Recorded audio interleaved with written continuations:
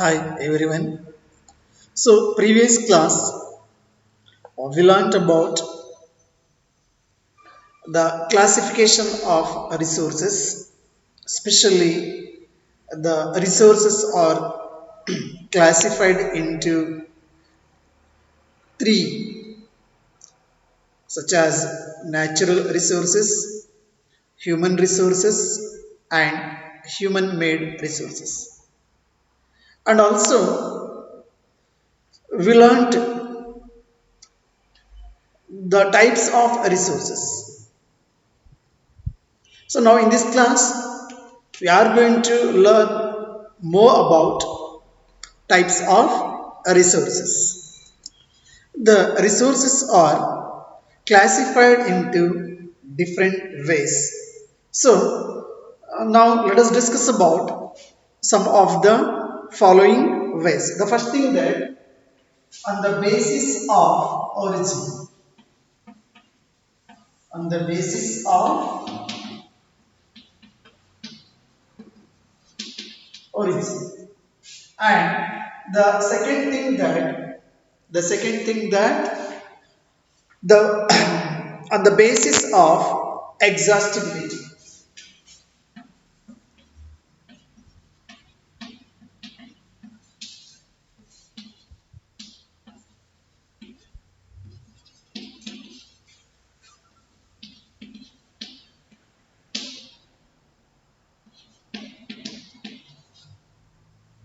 And the third one on the basis of ownership.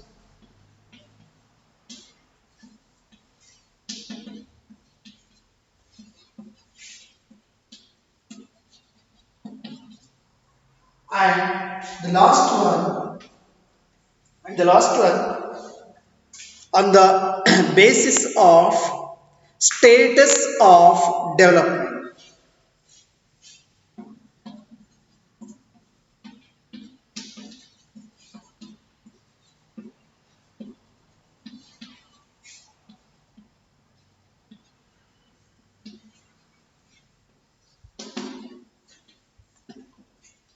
See, the resources are classified on the basis of different, especially. So there we can see the four ways how the resources are classified. The first thing that on the basis of origin, and the second one on the basis of exhaustibility, and the third one on the basis of ownership, and the last one on the basis of status and development. Now, let us discuss about how the resources are classified on the basis of origin.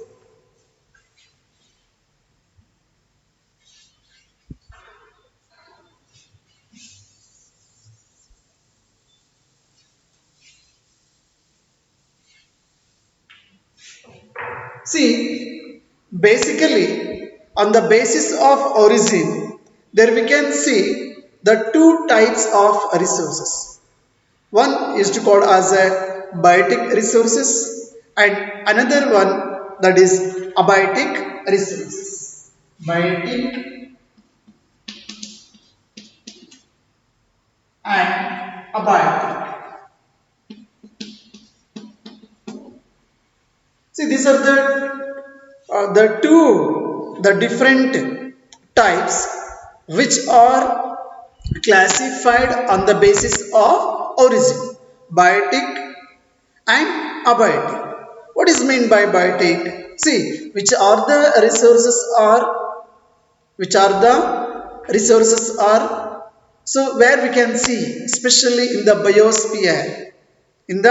biosphere, it's including flora, fauna, and even the fisheries and the different lifestyles. These are all comes under biotic resources. Are you getting now? So the biotic resources are derived from living beings. Derived from living beings such as whichever the living beings we can see in the environment. So, including all, especially the fauna or natural vegetation, forest, wildlife, including human beings also, and the fisheries and livestock. So, all these things are comes under the biotic resources. So, even we can say like this, these the biotic resources are completely so which are existed in the what we call in our, or these are completely obtained from the biosphere. So all these things, so these we used to call as a biotic resources and abiotic resources. These abiotic resources are actually composition of non-living things. Whatever we can see in our environment, the non-living things. So that comes under abiotic resources. I hope all of you got this point. So the resources are derived from living beings that we used to call as a biotic. It's including all living beings, forest, natural vegetation, flora, or in a single word, flora and fauna, fisheries, different livestock, etc. And these abiotic resources are which are composed of non-living things. This we used to call as a abiotic resources. For example, there are so many things are there which are non-living things. Example, rocks, metals, so on so things. There are uncountable non-living resources we can see in our environment. So please try to understand. So the resources are which are completely classified on the basis of origin. On the basis of origin, there are two types of resources such as biotic and abiotic resources. So example for biotics, all living beings, and for abiotic, all non-living beings. And this we are going to discuss now about on the basis of exhaustibility and the basis of exhaustibility. So the second point, that is on the basis of exhaustibility.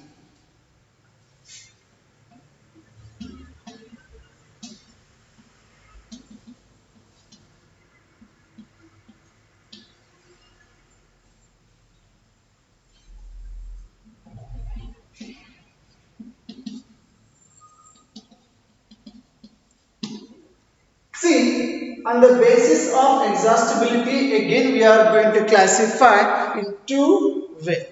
There are two subgroups. So one we used to call as a renewable resources, and another one we used to call as a non-renewable resources. So under again there are two sections on the basis of exhaustibility. So one we used to call as a renewable resources and another one non-renewable resources. Renewable resources and non-renewable resources. See, there are so many resources which are existed in our environment, especially which can be renewed or reproduced. We can renew that. We can reproduce that by physical, technical, and I mean the physical, technical, or mechanical, or chemical process through the different process. So those resources are called as a renewable resources, and even we used to call as a replenishable resources. I hope are you getting now? See, on the basis of exhaustibility, again there we can see the sub two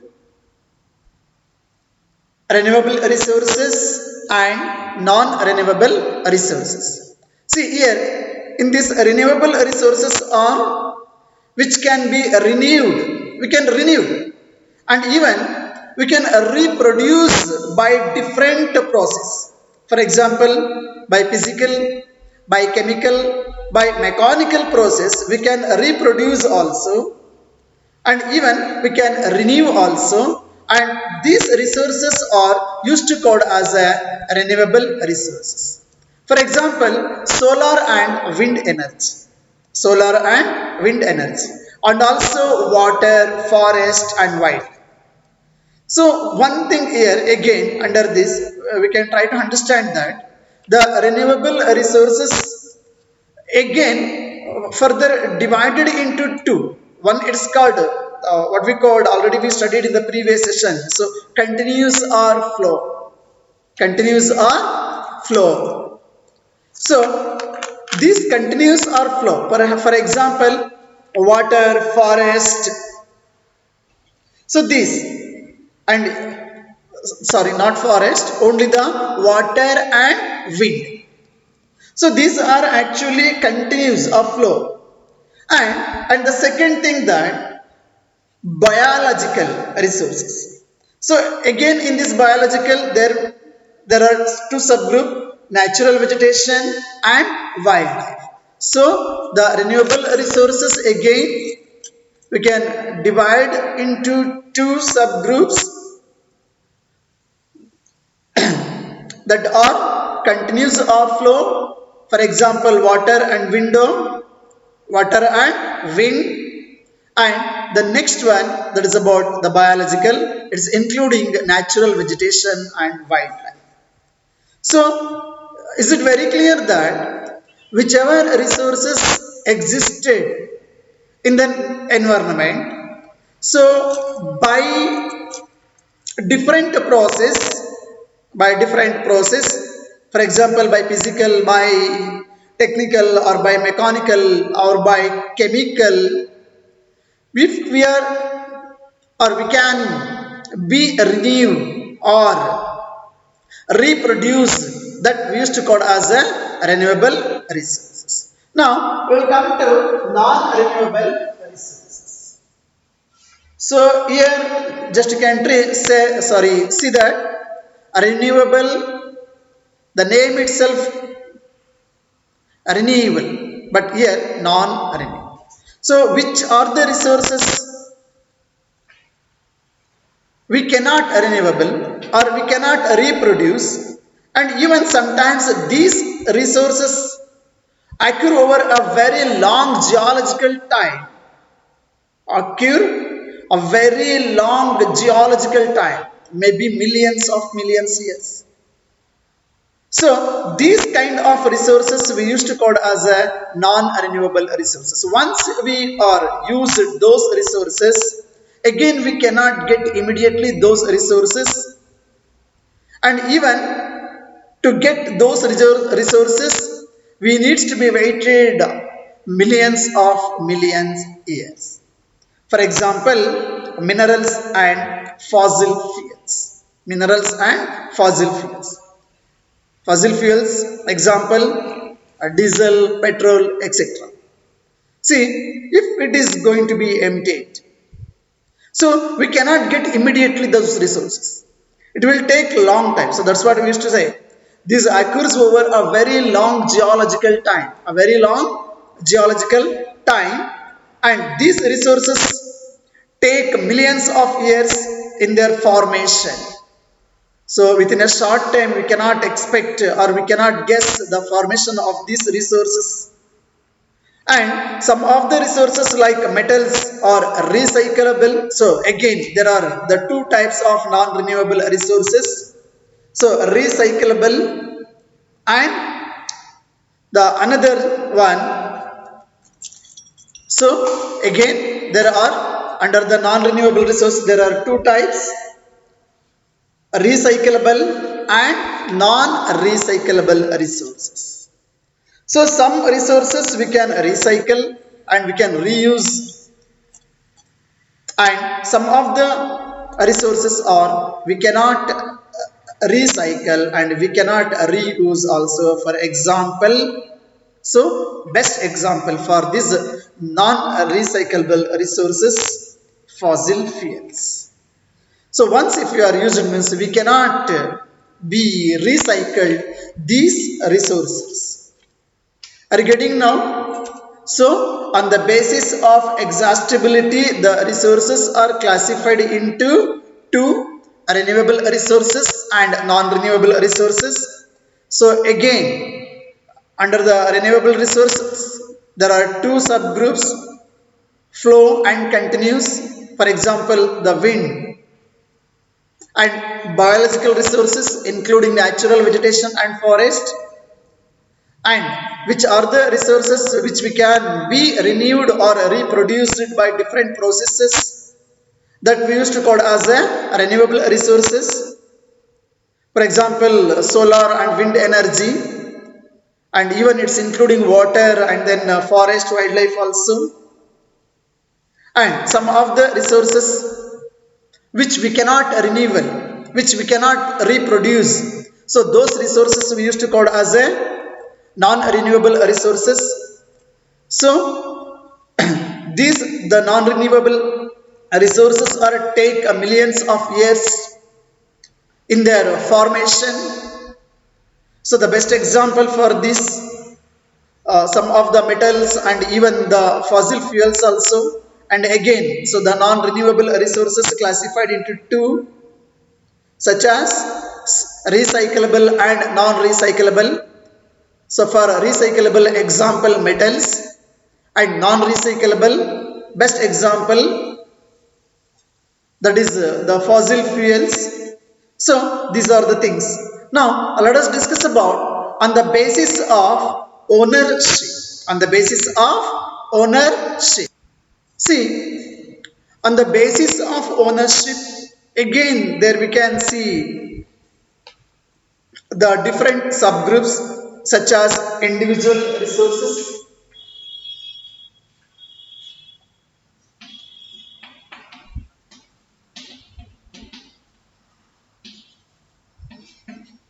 and after community owned resources,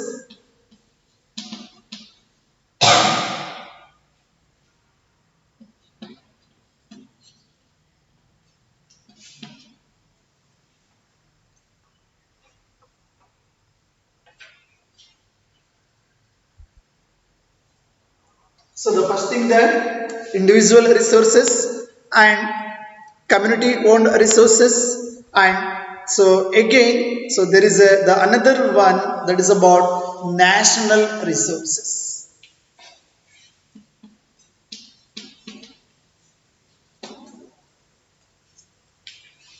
Please look here. On the basis of ownership, the resources are classified into three: individual resources, community owned resources, and national resources or state or government resources. So let us discuss about individual resources. Individual resources. See, the resources which are owned privately or individuals.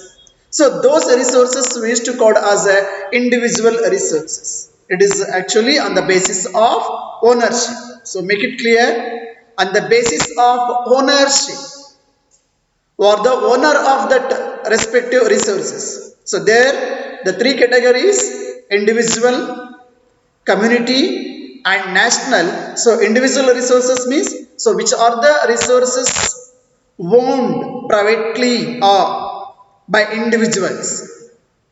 For example, so we all of you having our own houses, even the plots, and also in village area the many farmers they are having their own land, and there we can see there are so many farmers those who are not having their own land also. And also even not only the these kind of assets, there are so many things.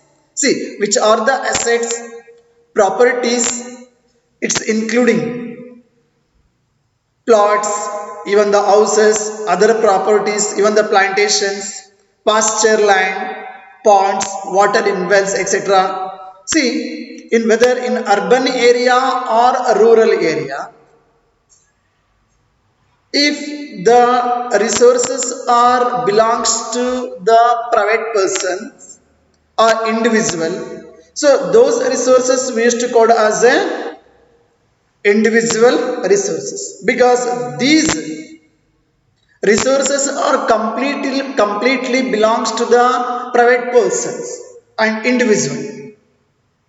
We used to say this is our house, this is our land, this is our industry, or this is our business unit. See, these are all individual resources. And the next one, community owned resources.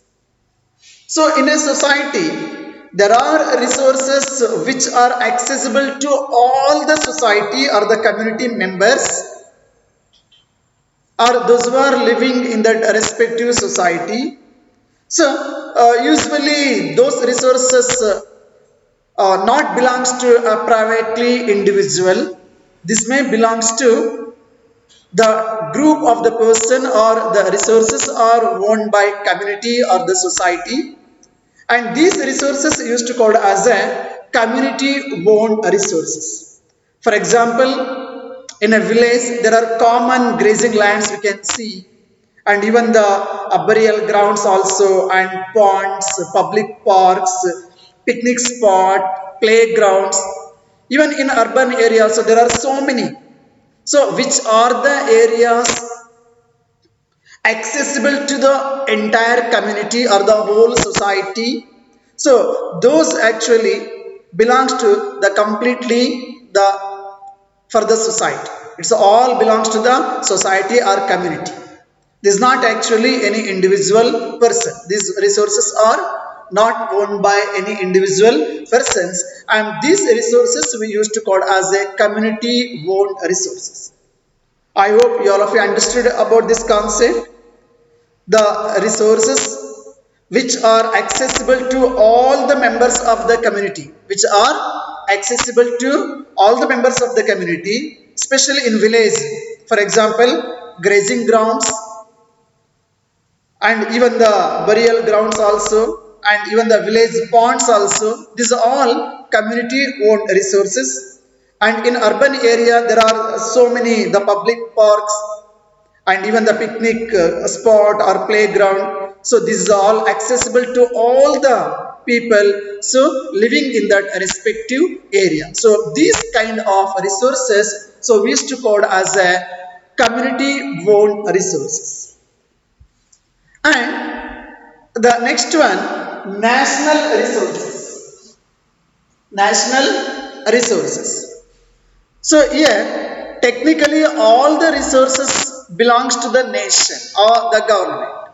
It is including which are the resources belongs to individual, community, owned, all this. The entire property, even if belongs to the private persons or the community. So these kind of resources entirely, so the completely the resources of the nation belongs to a state or the government. So that we used to call as a national resources. That means whether the any property individually or community owned, but technically those resources also completely belongs to the nation or a state. See, the country has legal powers to acquire even these properties. The government has or the state has legal powers which are provided by the constitution of any government. These are the legal. See, even to good for public, to do something for public, so legally the government or state can acquire the individual or community owned resources also. For example, for public good, so if they are going to construct the roadways or the railways or canals. So which the different, even those the properties where they are going to construct roadways, railways or canals or check dams, etc., etc., there are so many. Even though those the lands or whatever it may be, the resources belongs to the private or community also, so the urban development authority get empowered by the government to acquire the land. But the thing is that the government used to give some of the compensation for that. They used to give some of the amount, and then only they are going to take for their. See, it's all including. Already I told that whatever within that respective nation or a state or the government comes under, all the things completely belongs to the nation. So it's including all the minerals, water resources, forest, wildlife, and land within the political boundaries also. And even the another one important thing, the oceanic area also, it's especially up to 12 nautical miles. Up to 12 nautical miles. 1 nautical miles is equal to 1.85 kilometers. So here 12 nautical miles, that's equal to 22.2 kilometer. So whichever it may be the country, it as the oceanic area, so that is up to 12 nautical miles, or it's equal to 22.2 kilometers. So that also which completely belongs to that respective nation. So this is all about the national resources. And at last another one it is there on the basis of ownership, that we used to call as a international resources. International resources.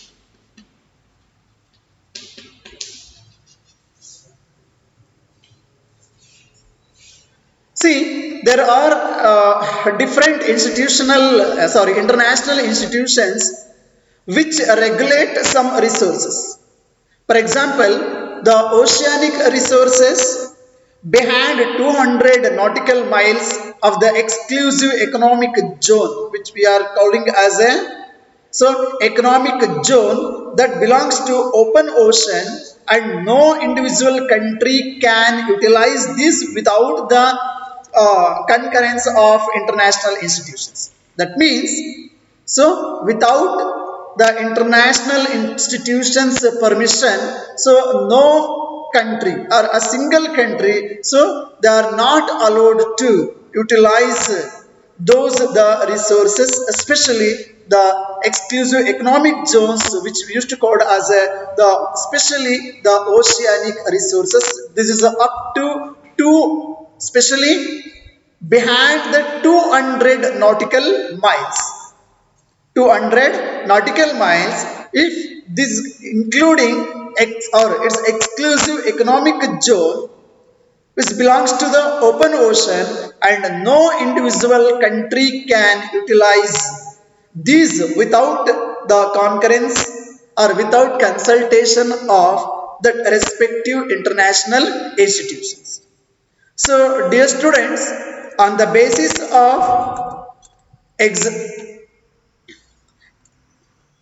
on the basis of ownership, the resources are classified in this way: individual resources and community owned resources, national resources and international resources. And next class we are going to discuss about on the basis of the status of development. Thank you. Have